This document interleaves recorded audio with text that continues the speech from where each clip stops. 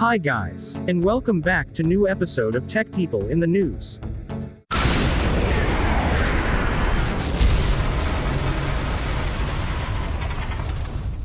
Looks like Apple is tired of taking your $1,000 every year for a new iPhone while Tesla is collecting monthly. Apple is back in the electric car game according to Reuters. The question is, can they out Tesla? Speaking of monthly payments to Tesla, well, it looks like very soon, you will have an alternative to paying 10 grand for the full self-driving package. Hummer EV pre-sale numbers have been revealed. And I am shocked. Are they for real? Rivian has a creative holiday party in the woods. We will also check out Lucid's Air News. The very first national TV commercial, with Ford Mustang Mach-E, national ad spot making its debut. Electric Ford pickup prototype plays in the snow like a child. Tesla just released the new over-the-air update, 2020.48.25, just a little late after Christmas. But it's got some goodies in there. Stay until the end of the video, because we have even more news for you. Don't forget to subscribe if you didn't do that already. Use the notification bell, and help the channel grow, by pressing the like button. We will also like to hear your thoughts in the comments section. Let's get started. According to Reuters, Apple is revamping its Apple Car project to launch an autonomous electric vehicle in 2024, with some Tesla-level battery tech, plus a LiDAR. And ironically, it will be the very first Apple product to feature Windows.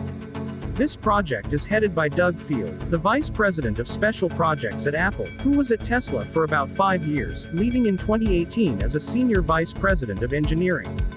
I don't own any Apple products, but I would, so nothing new there, but it does show that maybe the timeline has moved back just a little bit, but that they're still serious about it. So this tweet came out last week, from Brett Winton, who is Director of Research at ARK Invest.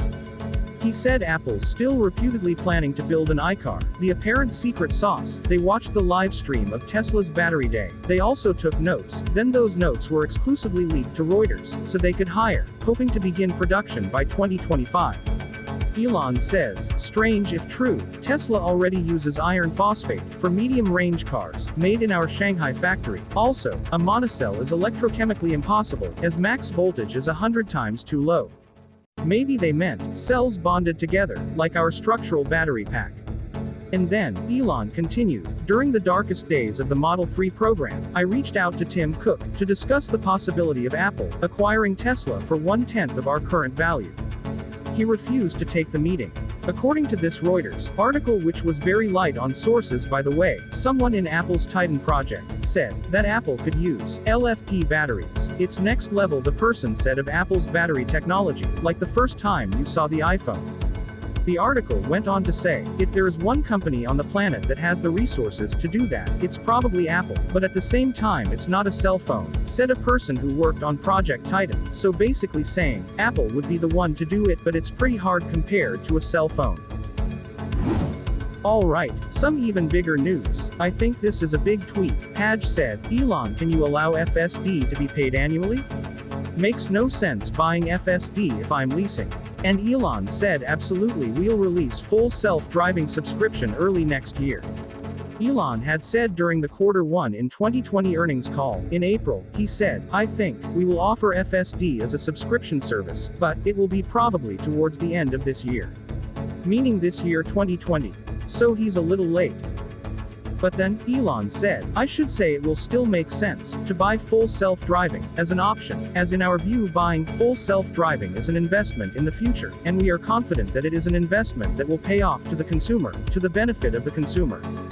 In my opinion, buying FSD option is something people will not regret doing. And then to back that up, the CFO Zachary Kirkhorn said, agree, and financially rolling the upfront purchase of the FSD option into a loan in the vehicle or a lease will be the least expensive plan on a monthly basis to own, plus you preserve the option value of increased value over time. The only question is, while paying a monthly subscription, do we get access to the latest beta FSD that we all drooling? I guess we should wait and see. Also, the price of the subscription is unknown at the moment. So, 2021 will be an interesting year. It looks like the Hummer EV pre-sale numbers have been revealed, and even though the first edition at almost $113,000 was sold out in 10 minutes, Once I found out the actual number, I was quite surprised, because of the price tag, and the fact that it was sold out in just 10 minutes.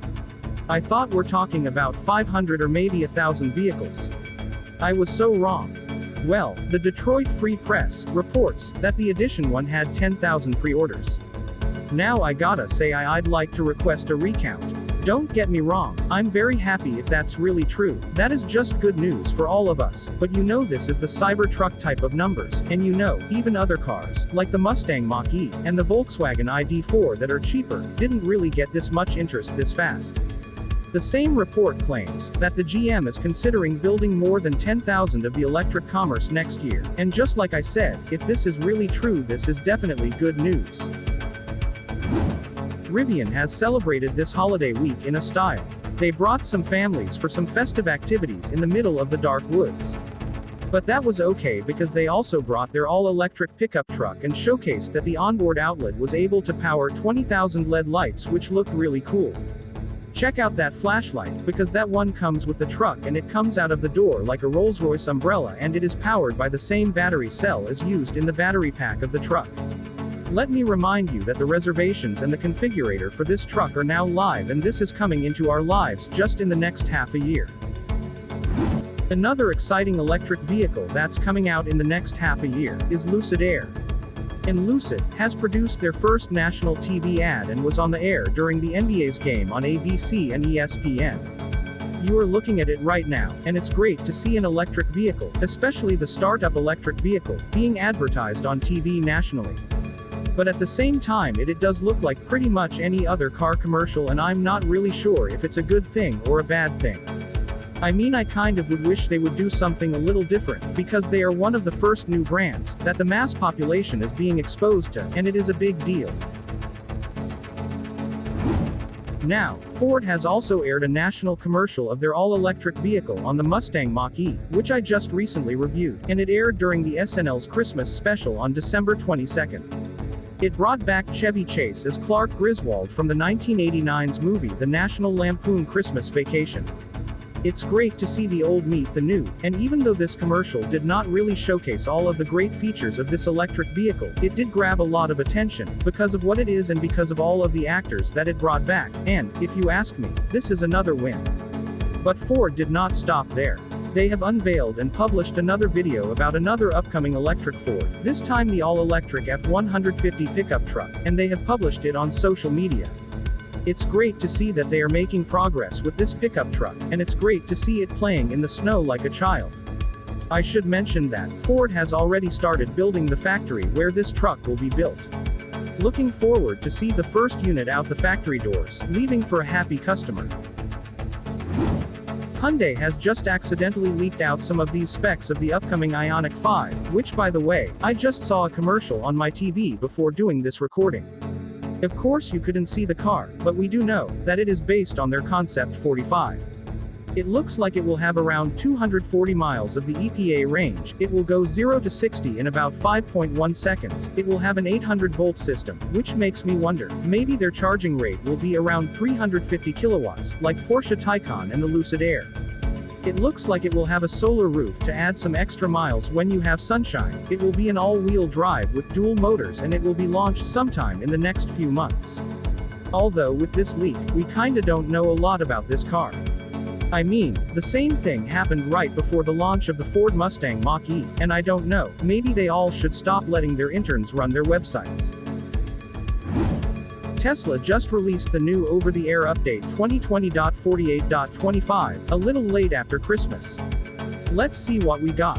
First we can see improvements in the release notes. Now with every update it'll kind of break out what each thing is. So it's a little bit more easy to understand icons. Second change is to the visualization section on the left-hand side of the screen, so there's a lot more left-hand side space. That's now taken up by that visualization, and it also has updated the 3D model of your car. So, if you roll down the windows, that'll be reflected in the model. Even when you open the doors, the front, the lights, everything to do with your car, is now modeled as a 3D model that you can zoom around. So it makes the whole car feel completely new because you have this new UI in your car.